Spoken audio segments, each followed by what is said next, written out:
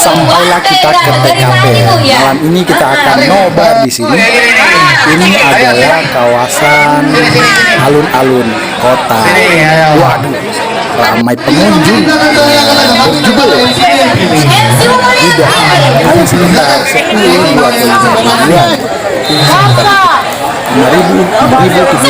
orang yang menyaksikan pertandingan semifinal pertama mempertemukan Indonesia melawan Uzbekistan. Kita turut hadir di sini dan kita menyaksikan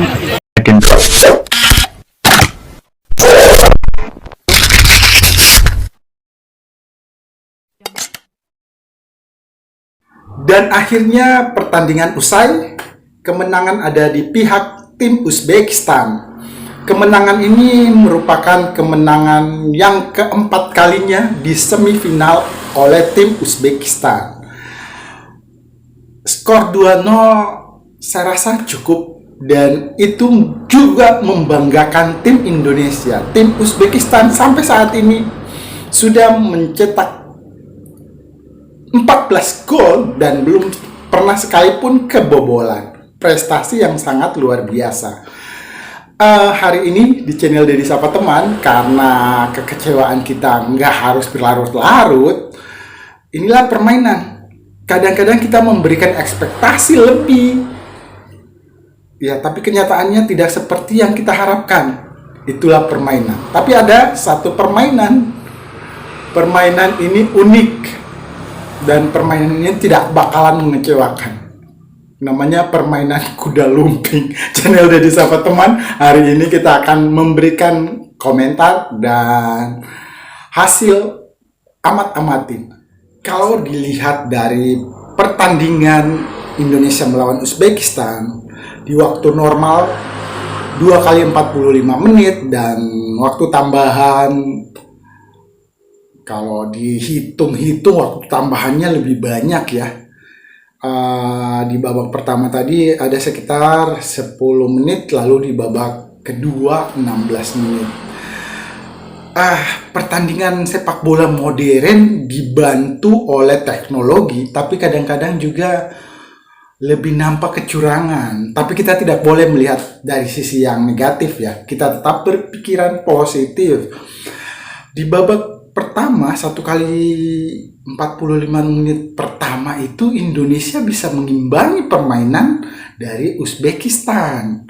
Bahkan kalau dilihat di menit-menit awal itu, di menit ke-13 atau 14, Indonesia hampir saja mencetak sebuah gol. Namun begitu, Uzbekistan juga banyak membuat kejutan. Terlebih di babak pertama itu ada sepakan dari pemain Uzbekistan mengenai Mister Gawang. Dan dari situ muncullah terbesit pikiran bahwa ini merupakan suatu pertanda Indonesia bakal memenangkan pertandingan. Karena begitu banyak serangan-serangan yang dilakukan oleh pemain depan Uzbekistan, malah membentur Mister Gawang, tiang jauh, tiang kiri, tiang kanan. Ya, itulah. Benar-benar kita terbantu dengan keberuntungan. Jadi faktor S pada menit-menit awal pertandingan hingga babak pertama berakhir, kita banyak diberikan keberuntungan dan sepakan-sepakan pasukan dari Uzbekistan aman-aman saja bisa ditepis oleh Hernando Ari.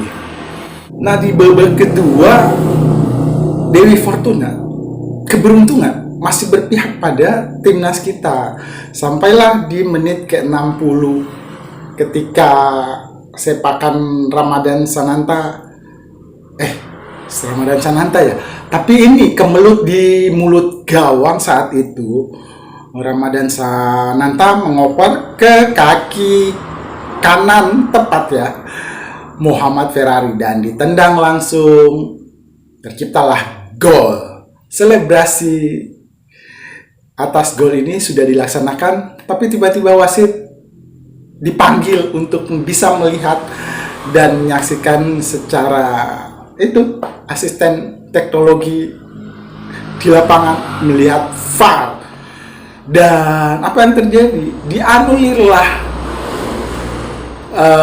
gol yang diciptakan oleh Muhammad Ferrari. Ya itu tadi, terkadang teknologi membantu, tapi terkadang juga malah merugikan.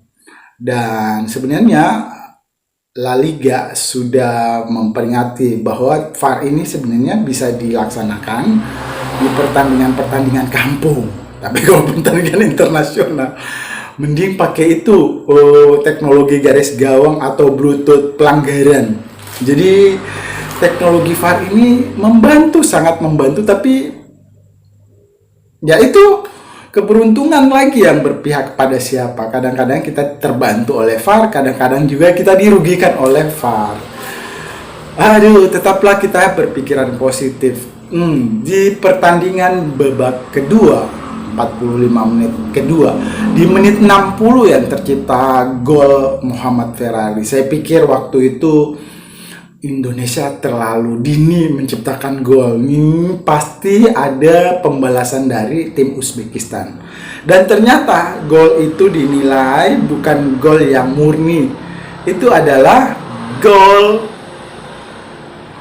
yang tercipta atas offside. Jadi kaki kiri ya, iya kelihatannya kaki kiri dari Ramadan Sananta lebih keluar ke dekat garis gawang. Ya itulah, di menit 60 timnas Indonesia sudah bisa menciptakan gol, namun demikian dianulir oleh wasit. Nah ini membuat kalau mental down nggak seperti itu. Anak-anak asuhan Sintayong sudah sangat terbiasa dengan hal-hal yang demikian.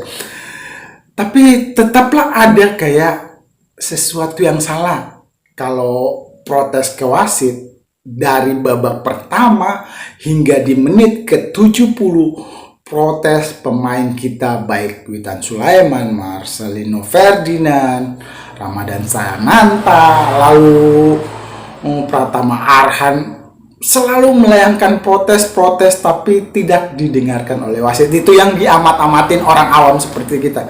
Entah apa yang terjadi. Apa mungkin permainan kita kurang memuaskan, atau kalau dibilang clear, tidak ada permainan yang clear. Justru pelanggaran-pelanggaran banyak juga dilakukan oleh tim Uzbekistan.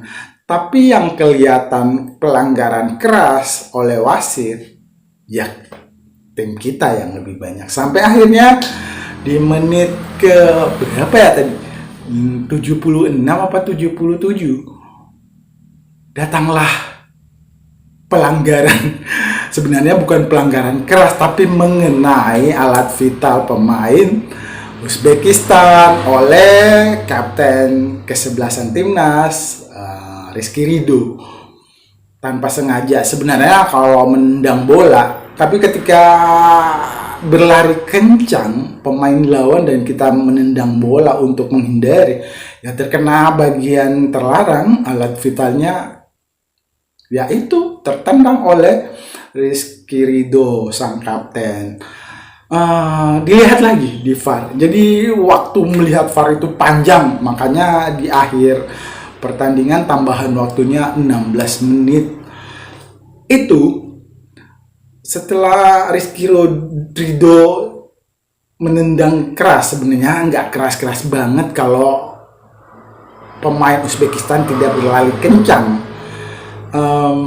diberilah hadiah kartu merah pemain kita. Setelah itu, setelah kejadian ini kelihatan lebih kurang semangat, ya tetap semangat, bahkan keberuntungan masih berpihak pada kita. Serangan bertubi-tubi dari kubu Uzbekistan menyerang Indonesia, namun masih bisa dihalau dan pertolongan tiang gawang, mister gawang. Ya, itulah. Sampai pertandingan di menit ke-78, gol pertama tercipta. 1-0 untuk Uzbekistan. Nah, gol keduanya yang lebih menarik lagi. Ketika itu Hernando Ari beberapa kali memang protes ke pemain belakang kita seperti Hafner, Rizky Ridho. Lah tercipta atas gol bunuh diri karena mengenai Pratama Arhan. Sebenarnya bisa dihalau atau ditepis oleh Hernando Ari, tapi ada Pratama Arhan yang juga ingin menghalau ke atas. Ya, tapi apa boleh buat, 2-0 untuk tim Uzbekistan dan kita memberikan selamat atas kemenangan ini. Hasil amatan kita dari 2 kali 45 menit, permainan Indonesia sudah cukup bagus. Namun begitu, tim Uzbekistan lebih bagus. Karena motivasi mereka yaitu tadi, mereka ingin menjadi raja sepak bola di Asia dan bisa menjuarai Piala Dunia. Jadi anak-anak usia remaja sudah dibentuk untuk menjadi pesepak bola, atlet, dan lainnya. Patut dicontoh oleh negara kita. Keseluruhannya pertandingan menarik dan babak kedua yang sedikit keras. Kalau dilihat pertandingannya, timnas kita masih perlu belajar banyak. Jadi itu, tim Uzbekistan selangkah lebih maju dari timnas Indonesia. Mereka lebih termotivasi untuk merajai sepak bola Asia, yaitu ya. Mereka juga ingin menjadi juara di Piala Dunia. Jadi bentukannya sudah dari itu, sepak bolanya dan olahraga lainnya. Apa ya? Jangan menganggap kekecewaan, kekalahan itu suatu kelemahan. Tapi mari kita bangkit dan bersemangat lagi, karena di hari Kamis nanti kita akan memperebutkan tempat ketiga. Kan kita sudah wanti-wanti kita akan mendapat tiket gratis 1 ke Paris, Prancis, Olimpiade 2024. Semoga pertandingan Jepang melawan Irak, yang juga pastinya menarik, bisa meloloskan salah satu dari keduanya dan kita akan menghadapi yang kalah dari pertandingan ini. Sintayong pasti punya taktik khusus lagi untuk perebutan tempat ketiga. Mari teman-teman pasukan Garuda Muda terus bersemangat kita, karena kekalahan ini adalah bagian dari kemenangan yang tertunda. Jadi anggap biasa saja. Mari kita menatap hari esok, mari kita terus bermain dengan sebenar-benarnya, bermain sepak bola, menjadi pesepak bola. Aduh, ini sudah sangat jauh malam. Kalau jauh malam lebih dari separuh hari. Jadi ini sudah di atas pukul 2. Kayaknya kita memakan sahur, besok puasa. Terima kasih sudah menyimak hasil pengamatan Dedi Sapa Teman. Gak ada yang salah di pertandingan ini dan gak perlu kita memusuhi siapa yang memenangkan pertandingan. Tidak perlu juga kita memperpanjang urusan dengan VAR, wasit, asisten wasit, dan lainnya. Kita menatap hari esok dan masih ada 2 pertandingan lagi.